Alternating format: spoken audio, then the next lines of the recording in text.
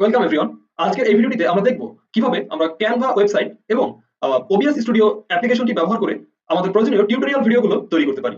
তো এই ভিডিওটি তৈরি করতে হলে বা এই ধরনের ভিডিও তৈরি করতে হলে আমাদের হাতে যে ধরনের কম্পোনেন্ট গুলো থাকতে হবে, আমার কাছে মূলত আমি বর্তমানে যে কম্পোনেন্ট গুলো ইউজ করছি সেগুলো সম্পর্কে আপনাদেরকে ধারণা দিচ্ছি। আমার কাছে রয়েছে একটি টাচ স্ক্রিন সমৃদ্ধ ল্যাপটপ এবং একটি টাচ পেন। এটি আমি অনলাইন থেকে নিয়েছিলাম, দারাজ থেকে। 450 টাকার মতো দাম পড়েছিল আমার। তো একটি টাচ পেন এবং একটি টাচ স্ক্রিন সমৃদ্ধ ল্যাপটপ, এবং এর পাশাপাশি আরো দরকার হবে আপনার ওবিএস স্টুডিও যে অ্যাপ্লিকেশনটি রয়েছে সেটি আপনার ল্যাপটপে ইনস্টল থাকতে হবে। এবং এর পাশাপাশি আরো দরকার হবে আপনার ক্যানভা ওয়েবসাইটে বা ক্যানভা হোয়াইট বোর্ড যে ওয়েব পেজটি রয়েছে সেটিতে লগ ইন করার মাধ্যমে আপনার সেটিতে ঢুকতে হবে। তো এই সকল কম্পোনেন্ট গুলো আপনার হাতে থাকে, তাহলে আপনাকে বুঝে নিতে হবে এই ধরনের ভিডিও তৈরি করতে হলে যে সকল কম্পোনেন্ট প্রয়োজন তার সবই আপনার হাতে রয়েছে। এরপরে আপনাকে যেটি জানতে হবে সেটি হচ্ছে ওবিএস এর প্রয়োজনীয় সেটআপ। তো আমরা সেই সেটআপ গুলো শুরু থেকে দেখার জন্য এখন ওবিএস স্টুডিও যে অ্যাপ্লিকেশনটি রয়েছে সেই অ্যাপ্লিকেশনটির মেইন ইন্টারফেসে চলে যাব এবং শুরু থেকে আমরা দেখব কিভাবে এই সব কম্পোনেন্ট গুলোকে ব্যবহার করে আমরা আমাদের প্রয়োজনীয় টিউটোরিয়াল ভিডিওটি সুন্দরভাবে সাজিয়ে গুছিয়ে তৈরি করতে পারি। তো প্রথমেই আমি চলে যাচ্ছি ওবিএস স্টুডিওতে। তো ওবিএস স্টুডিও, এই যে এটা হচ্ছে ওবিএস স্টুডিওর মেইন ইন্টারফেস। আমি এখান থেকে আমার ফেস দেখানোর জন্য যে সেটআপটি করা রয়েছে সেটি কেটে দিলাম। তো আপনারা এখানে দেখতে পাচ্ছেন, এখানে আমার সোর্সেস রয়েছে, অর্থাৎ আমি আমার স্ক্রিনে যা কিছু দেখাতে চাই, অর্থাৎ আমার ভিডিওটিতে যা কিছু থাকবে সেটি সেই সবকিছু এখানে শো করছে। ওবিএস স্টুডিও মূলত এমন একটি অ্যাপ যার মাধ্যমে আপনি আপনার ল্যাপটপের স্ক্রিনকে রেকর্ড করতে পারবেন এবং টিউটোরিয়ালের জন্য এটি আসলে জরুরি। বা আপনি যদি অনলাইনে টিউশনও করতে চান সেক্ষেত্রে এটি আপনাকে হেল্প করবে, অর্থাৎ আপনি ভিডিও ক্লাস তৈরি করার মাধ্যমে আপনি আপনার স্টুডেন্টদেরকে সার্ভিস প্রোভাইড করতে পারবেন। এখানে আপনারা দেখতে পাচ্ছেন সোর্সেস। ডিসপ্লে আমি ক্যাপচার করতে চাচ্ছি, সেজন্য ডিসপ্লে ক্যাপচার আমি সোর্স হিসেবে নিয়েছি। দেন অডিও ইনপুট ক্যাপচার, আমার অডিওটি আপনারা আমার ল্যাপটপের মাধ্যমে ল্যাপটপের মাইক্রোফোনের মাধ্যমে শুনতে পাচ্ছেন। তো এটিও অডিও ইনপুট ক্যাপচার, এটি আমাদেরকে নিতে হয়েছে এখানে। দেন ভিডিও ক্যাপচার ডিভাইস, অর্থাৎ আপনারা আমার যে ফেসটি দেখতে পাচ্ছিলেন সেটির জন্য মূলত এই ভিডিও ক্যাপচার ডিভাইস সোর্সটা ইউজ করতে হয়েছে। এপাশে আপনারা দেখতে পাচ্ছেন স্টপ রেকর্ডিং। এটি মূলত স্টপ এবং স্টার্ট এই দুটির জন্য কাজ করে। এখন যেহেতু আমার ভিডিওটি চলছে, অর্থাৎ স্ক্রিন রেকর্ডিং আমার এখানে চলছে, সেজন্য আমাকে স্টপ রেকর্ডিং অপশন দেখাচ্ছে। মূলত আপনারা ভিডিও শুরু করার সময় এখানে দেখতে পাবেন স্টার্ট রেকর্ডিং, এখানে ক্লিক করবেন। এটা হচ্ছে স্টার্ট স্ট্রিমিং। তো স্ট্রিমিং সম্পর্কে আমরা এখন আলোচনা করছি না। এখানে এই যে রেকর্ডিং এর যে ব্যাপারটি রয়েছে সেটি আমরা আজকে দেখব। তো এটি স্টার্ট রেকর্ডিং করার আগে আপনারা যেটি করবেন, এখানে এগুলো বাই ডিফল্ট সবকিছু সেটআপ থাকবে। ভিডিও ক্যাপচার ডিভাইসটা নেওয়ার পরে আপনারা ভিডিও ক্যাপচার ডিভাইসটাতে রাইট ক্লিক করবেন। রাইট ক্লিক করলে আপনারা এখান থেকে ওপেন সোর্স প্রজেক্টর যে অপশনটি আছে এটি পেয়ে যাবেন। এখান থেকে আপনারা নিউ উইন্ডোতে যদি ক্লিক করেন তাহলে আপনাদের যে ভিডিও দেখানোর জন্য যে উইন্ডোটা সেটি নিউ উইন্ডোতে শো করবে। তো এরপরে আপনি এটা কি ভালোভাবে প্রিসাইজ করে নেবেন, যে সাইজের আপনার ফেসকে আপনি স্ক্রিনে দেখাতে চাচ্ছেন সেই সাইজে করে নেবেন। করার শেষ হলে আপনি এটিকে ডাবল ক্লিক করার মাধ্যমে ধরে স্ক্রিনের যে কোনো কর্নারে নিয়ে এটিকে বসিয়ে দিতে পারবেন। দেখুন বসানো হয়ে গেছে। এই ধরনের এতটুকু সেটআপ যখন আপনার করা হয়ে গিয়েছে তখন আপনার ওবিএস স্টুডিওর যে কাজ সেটি শেষ। দেন আপনি এখান থেকে মিনিমাইজ করার মাধ্যমে বের হবেন। কেটে দেওয়া যাবে না, কেটে দিলে কিন্তু ভিডিও রেকর্ডিং স্টপ হয়ে যাবে। তো আপনি যেটি করবেন সেটি হচ্ছে মিনিমাইজ করবেন। তো মিনিমাইজ করলে ভিডিও রেকর্ডিং চলতেই থাকবে। আপনার মেইন স্ক্রিনে আপনি এখন চলে এলেন। আমি যদিও আগে থেকেই ক্যানভা হোয়াইট বোর্ড ওপেন করে রেখেছিলাম, তো এখানে আপনারা সেই ইন্টারফেসটি দেখতে পাচ্ছেন।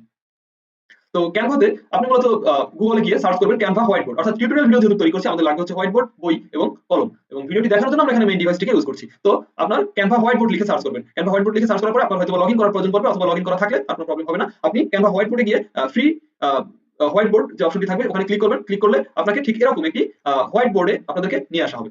তো নিয়ে আসার পরে আপনি এখানে অপশনগুলো পেয়ে যাবেন। এই অপশনের ভিতরে দেখুন এখানে কি কি রয়েছে। এই ট্রেটাকে আপনারা প্রথম পাবেন। এখানে ডিজাইন রয়েছে, এলিমেন্টস রয়েছে, টেক্সট রয়েছে এবং আপলোডস রয়েছে এবং টুলস রয়েছে। আমাদের কাজ হচ্ছে আপলোডস এবং টুলস এর ভিতরে সবথেকে বেশি পরিমাণ। তো টুলস যে অপশনটি রয়েছে এখান থেকে আমরা মূলত আমাদের প্রয়োজনীয় সব টুলস দেখতে পাবো। এই যে আমাদের ড্র করার জন্য, অর্থাৎ আমরা তো আমাদের লিখতে হবে, এই ড্র অপশনটা আমাদের কাজে লাগবে। তবে একটা জিনিস আপনারা হয়তো খেয়াল করেছেন, আমার ফেস যে উইন্ডোজটার মাধ্যমে আমরা দেখতে পাচ্ছিলাম সেটি কিন্তু অলরেডি নিচে চলে গেছে। এই উইন্ডোতে ক্যানভা যে উইন্ডো, অর্থাৎ গুগলের যে উইন্ডোতে আমরা কাজ করছি সেটি সামনে চলে এসেছে, যাতে আমাদের ছবি আমরা স্ক্রিনে যখন দেখাতে চাচ্ছি তখন নিচে চলে যেতে না পারে।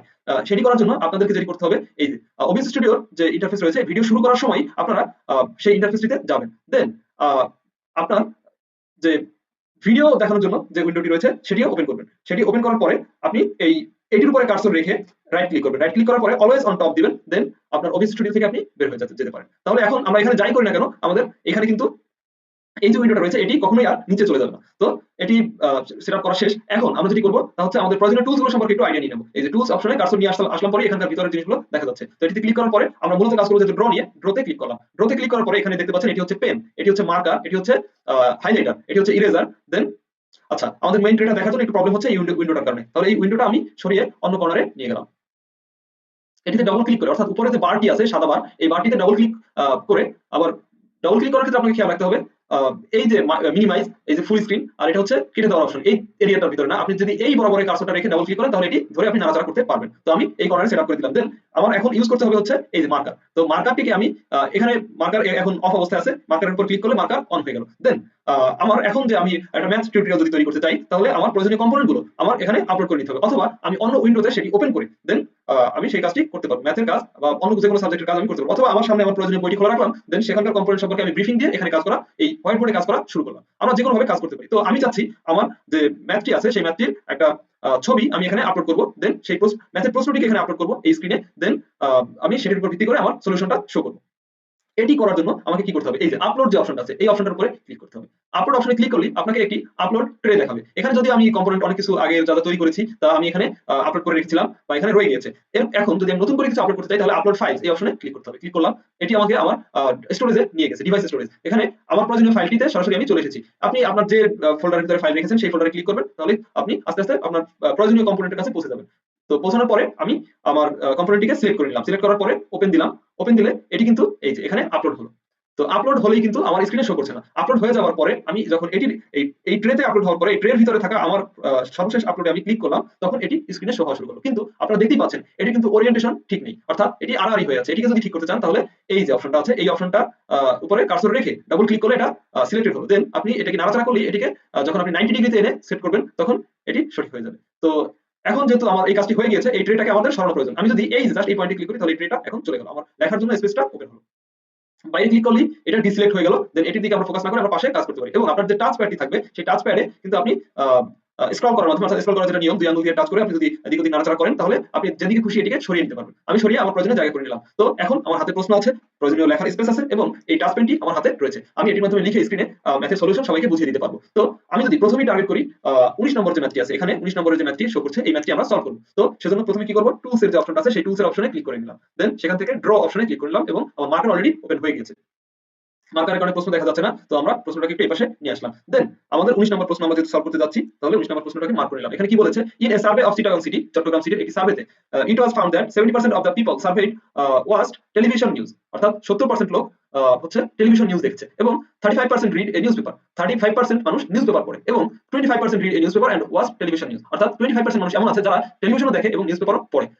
দেন what percent of the people surveyed neither watched television news nor read a newspaper? আমরা জানি এই ধরনের ম্যাথগুলোকে সলভ করার জন্য আমরা একটা সক ইউজ করতে পারি বা টেবিল ইউজ করতে পারি। টেবিলটাতে চারটা চারটা করে ঘর থাকবে। তো আসলে আমি সমস্ত দাগটা একটু ছোট দিয়ে ফেলেছি, এই ছোট ঘরের ভিতরে লিখতে একটু কষ্ট হবে হয়তোবা, বাট আমরা অ্যাডজাস্ট করতে পারবো চাইলে। তো এখানে চারটা চারটা করে ঘর লাগবে দুই দিকেই, আড়াআড়িতেও এবং লম্বালম্বিতেও। যখন হয়ে গেছে আমরা জানি এইখানে বা না জানার সমস্যা, এখানে দেখে নিতে পারেন। আমরা এই সুযোগে একটা ম্যাথের যে প্রসেস, সলিউশনের যে প্রসেস সেটিও দেখে নিতে পারছেন। তো এই ঘরটিতে লিখতে হবে টোটাল, দেন এই ঘরটিতেও টোটাল। তো টোটালের ঘরগুলো আমরা মার্ক করে নিলাম, এবং এখানে যেহেতু পার্সেন্টেজের উপর ভিত্তি করে বলা আছে টোটাল পার্সেন্ট, অর্থাৎ আমাদের হাতে যতজনই অবজারভেশন থাকুক না কেন, অর্থাৎ আমাদের মূল উপাত্ত সংখ্যা যতই হোক না কেন, তারা সবাই মিলে হচ্ছে 100%। তাহলে এখানে থাকবে মোট যোগফল, এইদিকে টোটাল সব মিলে যা হবে সেটা হচ্ছে 100% থাকবে। তো এখন আমরা ডাটাগুলোকে এই টেবিলে ইনপুট দেওয়া শুরু করব। তার আগে এগুলোকে একটু মার্ক করে নিতে হবে। আমাদের এখানে দুইটা ক্যাটাগরি আছে, এক ক্যাটাগরি হচ্ছে টেলিভিশন দেখে, আর ক্যাটাগরি হচ্ছে নিউজপেপার দেখে। তো আমরা টেলিভিশন ক্যাটাগরির জন্য কি রাখলাম, যারা টেলিভিশন দেখে। আর ক্যাটাগরি আছে, এই টেলিভিশন ক্যাটাগরির ভিতরেই রয়েছে আবার যারা টেলিভিশন দেখে না। তাহলে টেলিভিশন যারা দেখে তাদের জন্য যদি টি হয়, টেলিভিশন দেখে না তাদের জন্য টি নট। যারা নিউজপেপার দেখে তাদের জন্য এন, যারা নিউজপেপার দেখে না তাদের জন্য এন নট। তো আমাদের ছকটি আঁকা কমপ্লিট হলো। দেন আমরা এই এখান থেকে আমাদের ডাটাগুলোকে মার্ক করে নিচ্ছি। Found that 70% people surveyed watch television, তাহলে 70% পিপল আছে যারা হচ্ছে টেলিভিশন দেখে। তাহলে টেলিভিশন যারা দেখে তাদের যোগফল হবে 70। তাহলে এখানে যদি 100 হয়, টোটাল যদি হতে হয় 100, তাহলে এখানে 70 হলে এই ফাঁকা ঘর যেটা আছে এটাতে কত হতে হবে, নিশ্চয়ই 30। এরপরে নিউজপেপারের ব্যাপারে বলা আছে 35% রিড নিউজপেপার, তাহলে 35% যদি নিউজপেপার রিড করে, টোটাল 35% মানুষ নিউজপেপার রিড করবে, তাহলে নিউজপেপারের টোটাল হচ্ছে 35। তাহলে এখানে যদি 35 হয়, তো এই যে ফাঁকা ঘরটা আছে এখানে যদি টোটাল 100 নামতে হয়, তাহলে 35 এর পরে 100 হতে বাকি থাকে কত, 65। তাহলে এখানে নিশ্চয়ই 65 হবে। এই ক্যালকুলেশনটুকু, এটা নরমাল ক্যালকুলেশন, এটা আমরা জানি। দেন এখানে নিউজপেপারের আমরা এই যে ভিতরে চারটি ঘর রয়েছে, এটা যে কোনো একটা যদি ফিল আপ করতে পারি, তাহলে বাকিগুলো অটোমেটিক্যালি আমাদের হাতে চলে আসবে। তাহলে আমরা এক্সট্রা যে ডাটাটুকু দেওয়া আছে এরপরে সেদিকে লক্ষ্য করে দেখতে পাচ্ছি 25% read a newspaper and watch television, অর্থাৎ 25% মানুষ এমন আছে যারা নিউজপেপার পড়ে এবং টেলিভিশনও দেখে। তাহলে এই যে কমন, উভয় ক্ষেত্রে যারা কমন তাদের জন্য ঘর কোনটা সেটি আমাদের নির্ধারণ করতে হবে। দেখুন এই যে ঘরটি রয়েছে এটি হচ্ছে টি নট এন ইয়েস, তাহলে নিউজপেপার পড়ে টেলিভিশন দেখে না। বাট এই 25% কাদের জন্য, এই 25% হচ্ছে যারা টেলিভিশনও দেখে নিউজপেপারও পড়ে, কিন্তু এখানে টেলিভিশন দেখে না যারা, তারা বসার কথা। তো আমরা এই ঘরে দিতে পারবো না, তাহলে এই ঘরটি রয়েছে যেখানে টি ইয়েস এন ইয়েস, অর্থাৎ টেলিভিশনও দেখে নিউজপেপারও পড়ে, তাহলে এই ঘরটিতে বসবে 25। যেহেতু একটা পেয়ে গেছি, বাকিগুলো ক্যালকুলেশন কতটা ইজি হয়ে গেছে দেখতে পারেন। 25 টোটাল লাগবে 35, তাহলে বাকি রয়েছে 10, টি নট এর জন্য 10। দেন এখানে যেহেতু 30 তাহলে এই ঘরটিতে হতে হবে কত? এই ঘরটিতে হতে হবে নিশ্চয়ই 20, কারণ 10 20 মিলে হবে 30। দেন এই ঘরটিতে লাগবে কত? এখানে আছে 65, তাহলে এই ঘরটি ফিল আপ করতে হলে আমাদের লাগবে এখানে 45, অর্থাৎ 20 আছে, টোটালি হতে হবে 65, তাহলে 65 হওয়ার জন্য আমাদেরকে এই ঘর ফাঁকা জায়গাটিতে লিখতে হবে নিশ্চয়ই 45। তো এই 45 আর 25 যোগ করলে আমরা পেয়ে যাচ্ছি 5 আর 5 10, অর্থাৎ 40 আর 10 50, দেন থাকে 20, 50 আর 20 70। তাহলে এই দুইটাকে যোগ করলে এটা যোগ করলে আমরা পেয়ে যাচ্ছি 70। তাহলে উভয় দিকে মিলে গিয়েছে হিসাব। তো আমাদেরকে দেখতে বলা হয়েছিল what percent of the people surveyed neither watch television news nor read a newspaper, অর্থাৎ টি নট এবং এন নট এর যে ঘরটি, অর্থাৎ যারা টেলিভিশনও দেখে না এবং নিউজপেপার পড়ে না তাদেরকে আইডেন্টিফাই করতে বলা হয়েছে। তাহলে টি নট এন নট এর ঘর হচ্ছে এটা। সুতরাং এই যে 20% এটাই হচ্ছে আমাদের সঠিক উত্তর। তাহলে এই 20% এই যে বি হলো আমাদের সঠিক উত্তর। তাহলে আপনারা আশা করি এই যে টিউটোরিয়াল ভিডিওটি আমি দেখালাম এটির মাধ্যমে আপনারা জানতে পারলেন কিভাবে ক্যানভা, হোয়াইট বোর্ড এবং ওবিএস স্টুডিও ব্যবহার করে আপনারা টিউটোরিয়াল ভিডিও তৈরি করতে পারেন। পাশাপাশি একটি ম্যাথ সলভের ওয়েও আপনারা দেখতে পারেন। আশা করি অবশ্যই আপনারা এখান থেকে আপনার প্রয়োজনীয় নতুন কিছু শিখতে পেরেছেন। আপনাদের সকলকে ধন্যবাদ নিজের সময় দিয়ে এই ভিডিওটি সম্পূর্ণ দেখার জন্য। দর্শক, আজকের এই ভিডিও দেখে যারা এই ধরনের টিউটোরিয়াল তৈরি করতে যাবেন এবং বিভিন্ন ধরনের সমস্যার সম্মুখীন হবেন, আপনার সমস্যাটি কমেন্টে লিখে জানালে আমি কমেন্টের মাধ্যমে অথবা নতুন ভিডিও তৈরি করার মাধ্যমে আপনাদের সমস্যার সমাধান দেওয়ার চেষ্টা করব। তো আপনার সমস্যা কমেন্টে লিখে জানান।